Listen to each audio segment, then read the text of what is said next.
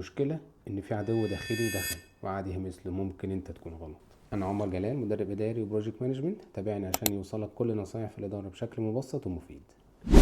في مدير شاطر جدا، خبرة سنين، قراراته غالبا صح والفريق واثق فيه، وحاجة غريبة حصلت له بقى متردد في كل حاجة. قرار بسيط يرجع يسأل، اجتماع عادي يرجع يطلب رأي تاني وتالت، حتى الحاجات اللي كان بيحسمها في دقيقة بقت تاخد منه أيام. الناس بدأت تستغرب، هو في ايه اللي حصل؟ هل السوق بقى صعب؟ هل المنافسة زادت؟ هل الإدارة ضغطت عليه؟ الحقيقة كانت حاجة تانية خالص. مرة اتعرض لنقد قاسي على قرار كان واثق فيه، ومن ساعتها بدأ يشك في نفسه. وهنا الكومنت، ولا المنافسة كانت المشكلة ولا الضغط ولا الظروف غلط. على رأي المثل الأفريقي اللي بيقول لو مفيش عدو جواك اللي بره مش هيقدر عليك. القوة المهنية مش ان محدش ينتقدك، القوة انك تفضل ثابت حتى بعد النقد، واول ما الشك يدخل اي صوت بره بيبقى اعلى.